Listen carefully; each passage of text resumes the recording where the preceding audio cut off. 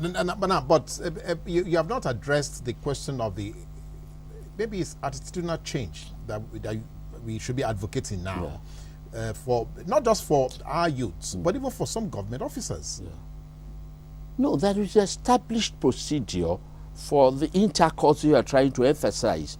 There are some people in the ministries, right from the local government to national government, that are supposed to go out and liaise with farmers, encourage their own children to look at what their fathers are doing. They go to the university to educate and let them know government policies, government ideas about employing people to come into agricultural sector so as to be able to improve our national production. So there is the intercourse, both at local government level, state level, national level. Some staffs in the ministry, they call them extension workers. Dr. Akitoye, that is where actually the debacle is. People have actually accused the civil service as the invisible hand that seem to control all government policies. The president wants to go this way, civil servants sit down somewhere, they will move the file one inch at a time, and then nothing gets done. And 4 years, so how do we change that orientation? You cannot change it. You see, I attended a course in England a long time ago. After I finished my doctorate degree, I had some time on my hand and I went to public administration, a certificate course in public administration. And the number one question every year is why government cannot do what they propose in their manifesto. And the first issue is that the civil servants are between government and the people. Okay, let's take the ministry, where the permanent secretary believes in a political party A, but it's political party B that is ruling office. So inside him, there is the tendency to want to slow down or even towards what it is. So it is all over the world. But there is the other side of the coin, that government itself will have in place what they call supervisory sector that goes to look at ministry and ensure that the manifesto they have put across to the people to win their vote are being executed. There is no government who won't have that control and checks and balances to see that the manifesto, the ideology is being carried about. Otherwise, the chances of winning the next election is near zero. So it is for government itself, regardless of what the civil servant can do, to get a supervisory body that goes from ministry to ministry. It is not auditing the accounts alone, but auditing the achievements. And that is what the present administration has done. I think the ministers come back with reports every other 2 months or something. And if you are not doing very well, then your ministry is not going to get any more fund. And the minister may even lose his own seat. So there is that control now that is put into the system, especially for us here in Nigeria, and it is working. Well, it is working. Well, the jury is still out on whether it is working or not. But let's first look at this question again, because we are close to where you are now. So the awareness amongst the electorate of what government promises are and how they can actually query, question those promises.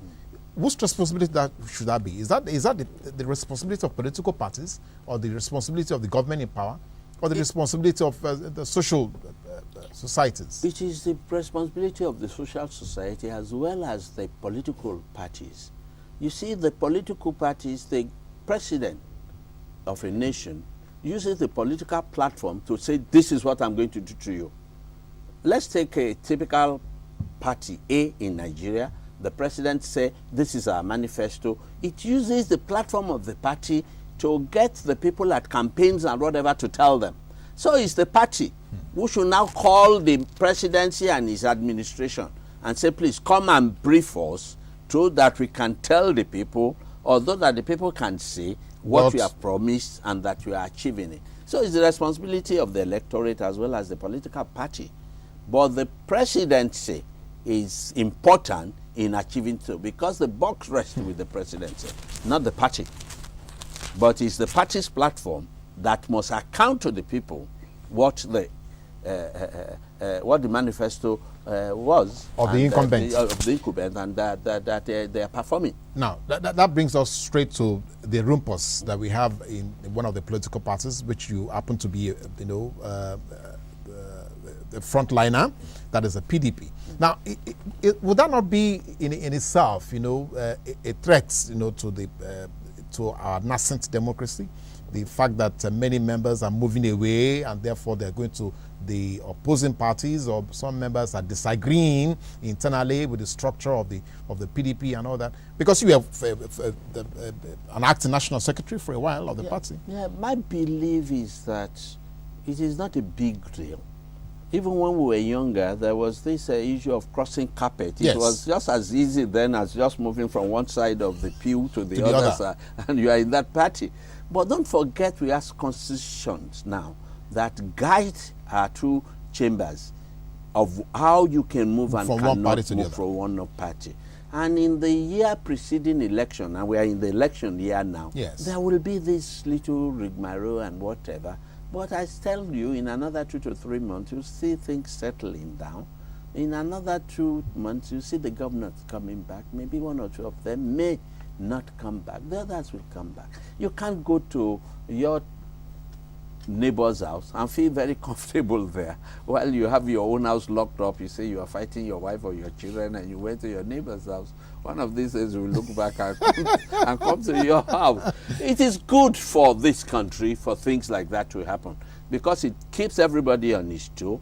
Everybody is conscious that this is our country. We should not let it break. Mr. President is doing everything. I've been at meetings with him, and this man believes just in one thing, and that is the progress for Nigeria. Even his mien, his attitude, his responses to suggestion suggest that this man believes that this country is bigger than everybody. And I'm sure within the next 1 or 2 months, like I say, everybody will settle down.